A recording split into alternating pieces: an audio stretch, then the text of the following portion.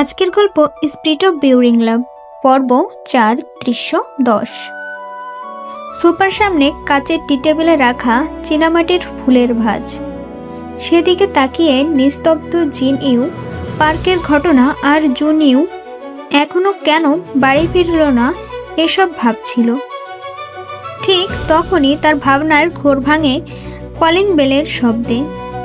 সে sofa থেকে উঠে টেবিলের ডিজিটাল ঘড়িটার দিকে তাকিয়ে, রাত 9টা বেজে গেছে, হয়তো জুন ইউ এসেছে। দাঁড়া ভাই, আসছি। জিন ইউ নিজের সাথে কথা বলেই দরজার দিকে এগিয়ে গেল। দরজা খুলে অবাক হয়ে বলল, ও ছিওয়ান, আমি তো ভেবেছিলাম জুন ইউ এসেছে। দাও তোমার ব্যাগটা দাও। জিন ইউ ভেবেছিল জুন ইউ হয়তো রুয়াশিকে নিয়ে ফিরে এসেছে, কিন্তু দরজায় দাঁড়িয়েছিল ঝিওয়ান। জিন ইউ তার ভাবনা জানিয়ে দিয়ে ঝিওয়ানের কাঁধে হাত বাড়িয়ে ব্যাগটা নিতে গেলেই ঝিওয়ান হঠাৎ ধাক্কা দিয়ে জিন ইউকে নিজের থেকে সরিয়ে নেয়। জিন ইউ ধাক্কা সামলাতে না পেরে কাচের টি টেবিলে গিয়ে আঘাত পায়। এক মুহূর্তেই টেবিলটা ভেঙে চুরমার হয়ে যায়। তার কনুই থেকে রক্ত ঝরতে থাকে। ঝিওয়ান এক নজর তাকায় জিন ইউয়ের দিকে। জিন ইউয়ের জন্য তার হৃদয় কেঁপে ওঠে, কিন্তু চোখে রাগের স্ফুলিঙ্গ। নিজের রাগের আগুনকে সে আটকাতে পারে না। জিন ইউ ভাবতেও পারেনি যে মানুষটা তাকে সবচেয়ে বেশি ভালোবাসে সেই আজ এমনভাবে তার গায়ে হাত তুলবে। তার চোখে জল টলটল করছে, তবুও জিন ইউ নিজেকে সামলে রাগে ও কষ্টে ভরা চোখে ঝিওয়ানের দিকে তাকিয়ে বলে, ঝিওয়ান, কবে থেকে তুমি এত ভয়ঙ্কর জানোয়ার হয়ে গেলে? কোথা থেকে আসলো তোমার গায়ে এই জানোয়ারের শক্তি? বলতে পারবে আমি কি ভুল করেছি? কেন এত রেগে আছো আমার উপর? ঝিওয়ান রাগ ভরা কণ্ঠে বলে, জিন ইউ, তুমি ইশিং কোম্পানির বিরুদ্ধে কি ষড়যন্ত্র করেছো? আমাদের মডেল কিভাবে আমাদের শো এর আগেই তোমার কোম্পানির অ্যাম্বাসেডর হয়ে যায়? জিন ইউ নরম স্বরে বলল, আমি কোনো ষড়যন্ত্র করিনি। তুমি তো জানো আমি ইশিং কোম্পানি অনেক আগেই ছেড়ে দিয়েছি। আমি কেন তোমার কোম্পানির বিরুদ্ধে ষড়যন্ত্র করব?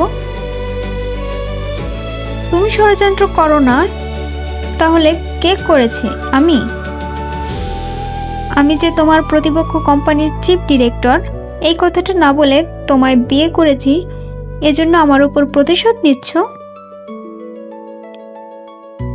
ঝিওয়ান বলল। জিন ইউ ক্ষণিক সময় চুপ থেকে ঝিওয়ানের রাগের কারণ বুঝতে চেষ্টা করে।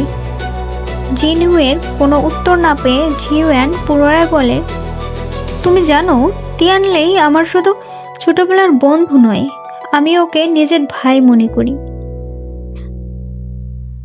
ইশিং কোম্পানির সিও তিয়ানলে হলেও এই কোম্পানিতে আমার শেয়ার তিয়ানলের থেকে কোনো অংশে কম নয়। তুমি জানো তোমার ষড়যন্ত্রের কারণে কোম্পানি কত বড় ক্ষতির মুখে পড়েছে?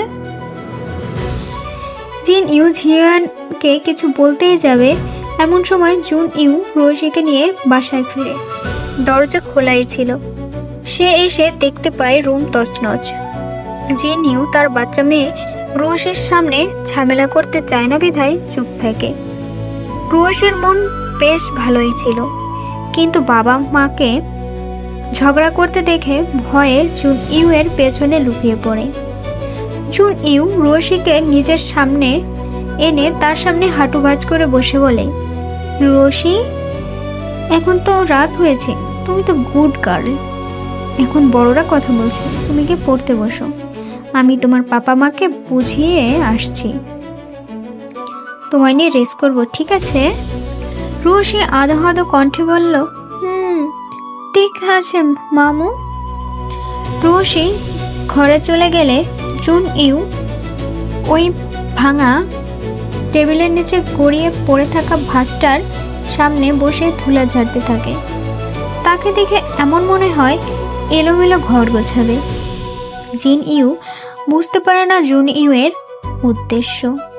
জুন ইউ প্রথমে জিন ইউকে জিজ্ঞাসা করে, দিদি তুই ঠিক আছিস? তোর কোথাও লাগেনি তো? জিজু কি তোর গায়ে হাত তুলেছে? এক নিঃশ্বাসে কথাগুলো বলে থামলো জিন ইউ বলল, আমি ঠিক আছি, শুধু হাতে একটু চোট লেগেছে। তাছাড়া ঝিওয়ান আমাকে কিছুই বলেনি, শুধু দোষ দিচ্ছে। জুন ইউ বলল, এইটুকু? কেন কথা ঘোরাচ্ছিস? দেখতেই তো পাচ্ছি তোর কোনোই থেকে তত্তর করে রক্ত ঝরছে। শাক দিয়ে মাছ ঢাকা বন্ধ কর, এতে তোর লাভ কি? জুন ইউ এর কথায় অনুশোচনায় ভেঙে পড়ে জিন ইউ। বাবা মায়ের পরেই ভাইকে পৃথিবীর চির আশ্রয়স্থান মনে করে জিন ইউ। তাছাড়া বাবা মার পরেই আরও একটা নির্ভরযোগ্য স্থান স্বামীর ঘর। আজ ঝিওয়ান জিনুয়ের গায়ে হাত তুলেছে। শরীরে আর কতটুকু চোট লেগেছে? প্রিয় মানুষের অবহেলা তার মনে বড্ড দাগ কেটেছে। জুন ইউ কথাটা বলতেই জিনুয়ের আবেগ ভেঙে পড়ল। দিদির চোখে অশ্রুকণা দানা বাঁধতেই জুন ইউ হয়ে উঠল ক্ষেপাসার। জুন ইউ গগনভেদী গর্জন দিয়ে বলল, জিজু আমার দিদি কি অপরাধ করেছে একটু বলবেন? আমি এখানে আসার পর থেকে দেখছি অকারণে দিদির ওপর দোষ চাপানো আপনার অভ্যাস হয়ে গিয়েছে। ঝিওয়ান প্রত্যুত্তর করল, নালিশ? জিনিউ নালিশ করছে ভাইকে দেখে? এ যে দিদির বডিগার্ড। শোনো, ইশিং কোম্পানির মডেলকে তোমার দিদি ষড়যন্ত্র করে শিনশিং কোম্পানির অ্যাম্বাসেডর বানিয়েছে। অভিমানের সুরে জিনিউ বলল, ঝিওয়ান এজন্য তুমি আমাকে কেন দোষ দিচ্ছ? আর জুনিউকে এসব কথা কেন বলছো? আমরা কেউই শিনশিং কোম্পানির সাথে জড়িত নেই। ঝিওয়ান বলল, তুমি জানো আজ তিয়ানলেই রুইশিয়ের নামে কেস করতে চেয়েছিল। আমি আজ কোনোভাবে তিয়ানলেইকে থামিয়েছি, কিন্তু কাল যখন আমার ল্যাপটপটা ঠিক হয়ে যাবে তখনই তিয়ানলেই ইশিং কোম্পানির ক্ষতির জন্য রুইশিয়ের বিরুদ্ধে আইনি পদক্ষেপ নেবে। জিনিউ বলল, রুইশিয়ে শিনশিং কোম্পানির অ্যাম্বাসেডর, এতে আমার কি ভুল যে তদন্তে আমার নাম উঠে আসবে? তাছাড়া আমি তো অফিসিয়াল বিষয়ে জড়িতই নেই। ঝিয়ান তাচ্ছিল্যের হাসি হেসে বলল, জিনিউ আমি তোমার স্বামী। একই ঘরে থেকে তুমি কি করছো আমি কি করছি সবই তুমি যেমন বুঝতে পারো তেমনি আমিও বুঝতে পারি।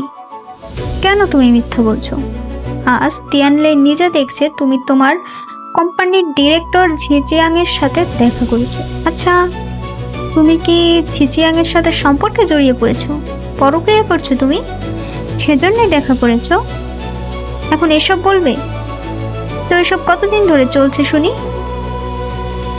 জিনিউ একটু ঘাবড়ে যায় ঝিচিয়াং এর কথা তোলায়, কিন্তু জুনিউ রেগে বলে, শাট আপ ঝিয়ান, তোর এত সাহস আমার দিদিকে ব্লেম করিস?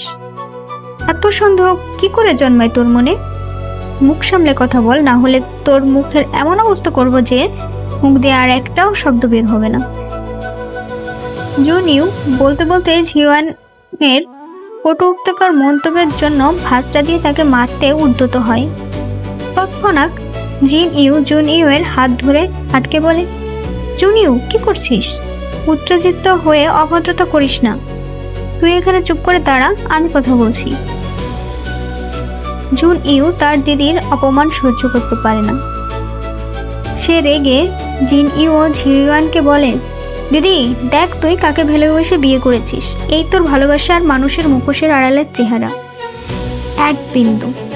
এক বিন্দু পরিমাণ বিশ্বাস ভরসা নেই তোর ওপর। শোন ঝিওয়ান, আমার দিদি তোকে বিয়ে করে পাপা মায়ের থেকে দূরে নিজের কাছে চায়নার বেস্ট আর্ট কোম্পানির ঝিও হওয়ার সুযোগ থাকা সত্ত্বেও তোর মতো একটা ঠকবাজকে বিয়ে করে টিকে আছে। আমার দিদি তোকে ভালোবেসে কি না করেছে? তোর জন্য নিজের পরিবার থেকে বিতাড়িত পর্যন্ত হয়েছে, কিন্তু তুই কি করেছিস আমার দিদির জন্য? তুই একবারও বলিসনি তুই দিদির রাইভাল কোম্পানির পার্টনার। তুই ভালোবাসার নাটক করে আমার দিদিকে বিয়ে করেছিস, আমাদের কোম্পানিকে কোণঠাসা করতে চেয়েছিস।